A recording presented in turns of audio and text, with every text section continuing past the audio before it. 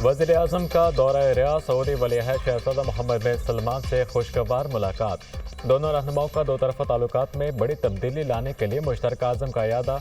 पाकिस्तान और सऊदीया के लिए इक़्तिसादी, तिजारती और सरमायाकारी के ताल्लुकात का फ़रोग़ इंतहाई ज़रूरी है।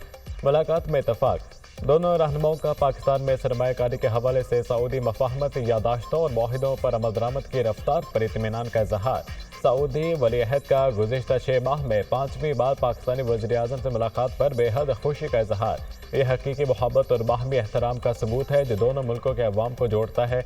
बाहमी ताउन का फ़रोग़ पाकिस्तान के माशी तरक्की और खुशहाली के लिए कलीदी अहमियत रखता है। सऊदी वलीअहद मोहम्मद बिन सलमान वज़ीर आज़म का वलीअहद को जल्द अज जल्द पाकिस्तान का दौरा करने की अपनी दावत का इरादा। सऊदी वलीअहद ने वज़ीर आज़म की दावत कबूल कर ली, कहा अपने जल्द दौरे पाकिस्तान के मुंतज़िर हैं।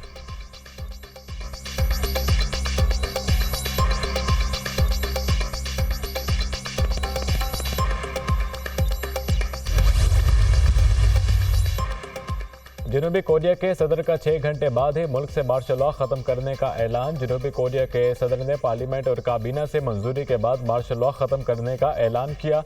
सदर ने अपोजिशन पर रियासत मुखालिफ सरगर्मियों में मुलव्वस होने का इल्ज़ाम आयद करते हुए मुल्क में मार्शल लॉ नाफिज किया था। मार्शल लॉ लगाने के ऐलान के बाद जनूबी कोरिया की पार्लियामेंट के बाहर शहरियों ने एहतजाज किया। मुजाहिरीन ने सदर योन सेक योल के खिलाफ नारेबाजी भी की। कोरिया की अपोजिशन का सदर से मुस्ताफ़ी होने का मुतालबा। मार्शल लॉ उठाने के बावजूद बगावत के इल्ज़ाम से बचना मुश्किल है। सदर योन को हर कीमत पर मुस्ताफ़ी होना पड़ेगा। जनूबी कोरिया अमरीका का अहम इत्तेहादी है, इसके साथ खड़े हैं। वाइस तर्जुमान अमरीकी महकमा खारजा वेदांत पटेल का रद्द अमल।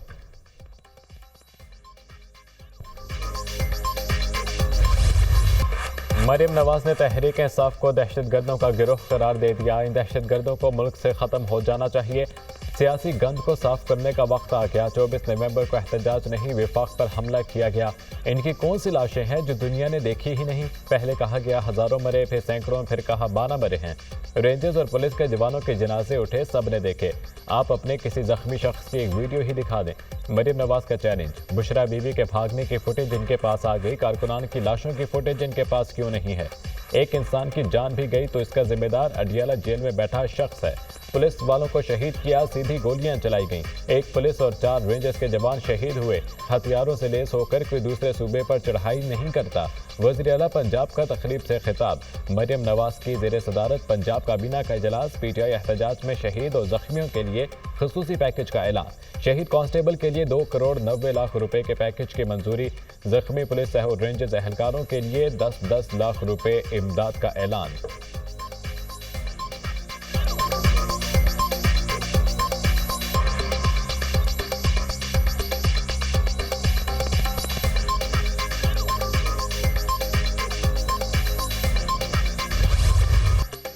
वज़ीर आज़म शहबाज शरीफ की ज़ेर सदारत 24 नवंबर के धरने में फसादात की तहकीकात के लिए तश्कील करदा टास्क फोर्स का इजलास।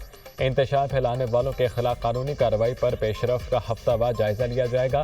धरनों में कानून पामाल करने वालों, सरकारी इमलाक को नुकसान पहुँचाने और कानून नाफिज करने वाले इदारों के एहलकारों को जख्मी और शहीद करने वालों को कानून के मुताबिक करार वाक़ई सजाएँ दी जाएँ।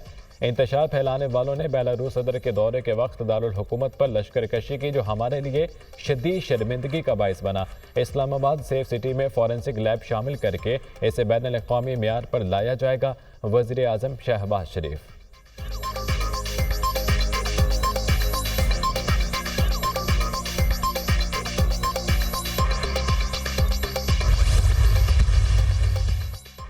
नेक्टा दहशतगर्दी के खिलाफ जंग में लीडिंग किरदार अदा करेगी। नेक्टा और सूबों के दरमियान कोऑर्डिनेशन बेहतर बनाने का फैसला। सोशल मीडिया पर कलअदम दहशतगर्द तंजीम की सरगर्मियों की रोकथाम के लिए जामे इक़दामात होंगे। वज़ीर दाखिला मोहसिन नकवी की ज़ेर सदारत नेशनल एक्शन प्लान की कोऑर्डिनेशन कमेटी का इजलास। पीटीए के ताबून से दहशतगर्द ग्रुपों के अकाउंट्स को ब्लॉक किया जाएगा। इजलास में फैसला। बलूचिस्तान और खैबर पख्तूनख्वा में दहशतगर्दी के हालिया वाक़यात अफसोसनाक हैं। दहशतगर्दी से निपटने के लिए पुलिस और एफसी को मजबूत किया जाएगा। अमन और अमान की सूरत हाल को बेहतर बनाने के लिए सबने मिलकर काम करना है। वज़ीर दाखिला मोहसिन नकवी।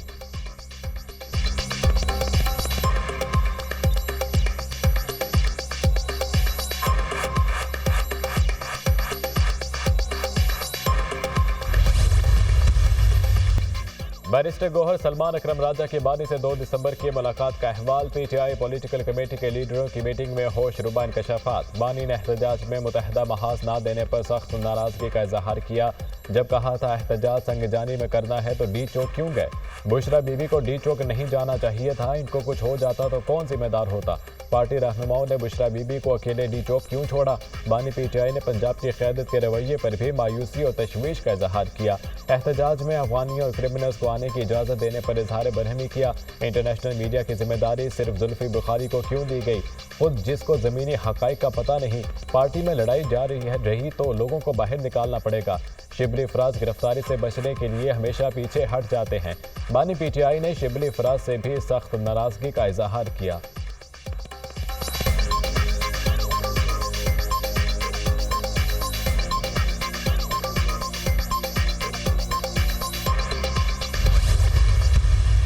डिसाइड हुआ था सारों ने कि हमने इधर ही आना है, डी चौक की तरफ ही आना था।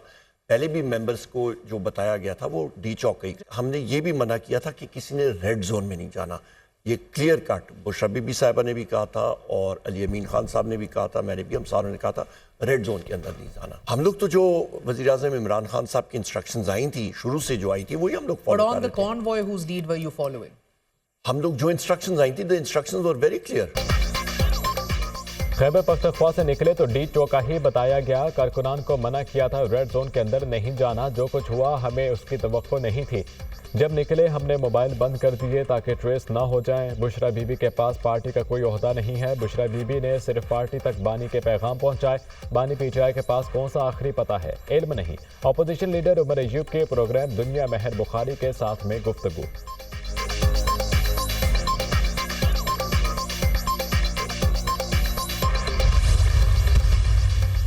बानी पीटीआई का ट्विटर अकाउंट मुनज़्ज़म प्रोपेगेंडे के लिए इस्तेमाल किया जा रहा है। बानी पीटीआई खुद ट्विटर हैंडल नहीं चला रहे। बीबी, इसके हवारियों और कासिम सूरी जैसे लोगों ने बानी को पागल करार देने से मारने तक की साजिश कर रखी है।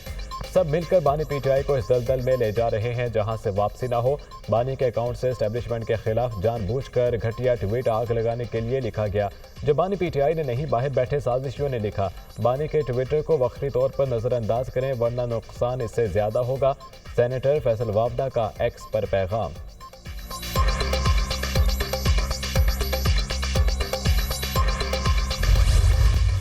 सानिया इस्लामाबाद पर बानी को बताया वो बहुत ज्यादा सदमे में थे। बुशरा बीबी ने एहतजाज को लीड किया। बाकी क़यादत को भी कंटेनर पर होना चाहिए था। बानी पीटीआई से अखबार और टीवी की सहूलत वापस ले ली गई है। बानी ने कहा मेरी सेहत बिल्कुल ठीक है। बानी पीटीआई की बहन अलीमा खान की अडियाला जेल के बाहर मीडिया से गुफ्तगू।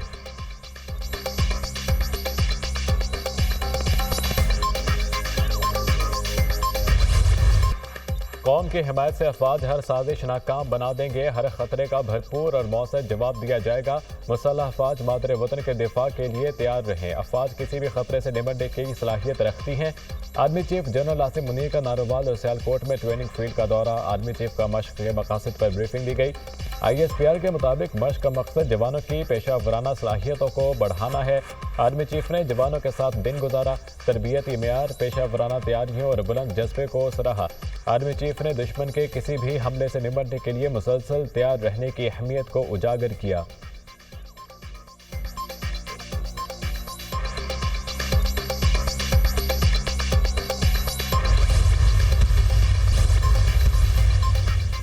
मायूसी के बादल छट रहे हैं। मईशत बेहतरी की जानिब गामजन है। वक्त आ गया है इंतशार और फसाद खत्म करके तरक्की के रास्ते पर चलें। पीटीआई दौर में तहापसंद तंजीमों को पाकिस्तान में लाया गया। दहशत गर्दी के खिलाफ पहले की तरह दूसरी जंग भी जीतेंगे। चीन के साथ सीपैक फेज 2 का नया सफर शुरू कर रहे हैं। चीनी भाइयों की सिक्योरिटी के लिए हर मुमकिन इक़दाम करेंगे। चीन पाकिस्तान दोस्ती में खलल डालने वालों का मुकाबला कर रहे हैं। वज़ीर मनसूबाबंदी एहसन इकबाल का तकरीब से खिताब।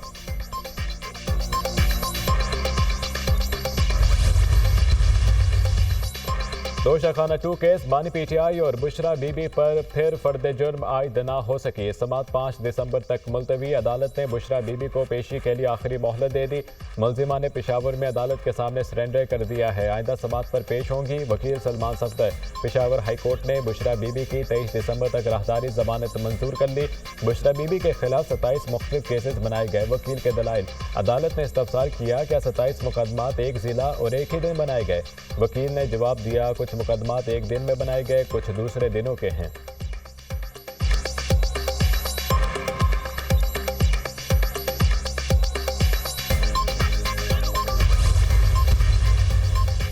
अवाम और फोर्सेज ने अमन के लिए जानों के नजराने पेश किए। हमारा सूबा पसमानदा है और ना ही इसके हालात खराब हैं। खैबर पख्तूनख्वा के हालात गलत पॉलिसियों की वजह से खराब हुए।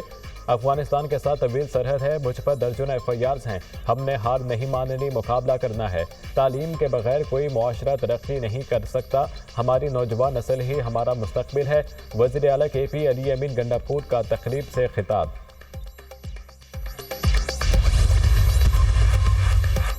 सुप्रीम कोर्ट आईनी बेंच ने लापता अफराद केस में अटार्नी जनरल, वजारत दाखिला और दीगर फ्रीकैन को नोटिस जारी कर दिए। तमाम मुतल्लिका इदारों से रिपोर्ट तलब। जस्टिस जमाल खान मंदोखेल ने रिमार्क दिए लोगों की जिंदगियां हैं, हजारों लोग लापता हैं। इस मसले का हल पार्लियामेंट ने करना है। लापता अफराद का मसला बयानबाजी से हल नहीं होगा। जस्टिस हसन अजहर रिजवी ने कहा जो लापता लोग वापस आए क्या उन्होंने बताया कौन उठाकर लेकर गया। जस्टिस जमाल मंदोखेल ने कहा लापता अफराद वापस आने पर कुछ नहीं बताते, कहते हैं शुमाली इलाके आराम के लिए गए थे। डिप्टी अटॉर्नी जनरल ने कहा हुकूमत लापता अफराद का मामला हतमी तौर पर हल करना चाहती है। पार्लियामेंट का आम या मुश्तरका इजलास बुलाकर मसला हल करें। जस्टिस जमाल मंदोखेल का मुकालमा। वकील लतीफ़ खोसा ने कहा कि लापता अफराद के मामले को 26वीं तरमीम की तरह हल किया जाए। जस्टिस जमाल खान मंदोखेल ने रिमार्क्स दिए 26वीं आईनी तरमीम भी अपने वक्त पर देखी जाएगी। कौम और अदालत पार्लियामेंटेरियंस की तरफ देख रही है। जस्टिस नईम अफगान ने कहा लापता अफराद के कुछ केस अफराद रियासत को बर्बाद और बदनाम भी करते हैं। सिस्टम में कोई खड़ा होने को तैयार नहीं। लापता अफराद के किसी मुकदमे को मिसाल बनाना है तो अपने अंदर जुर्रत पैदा करें।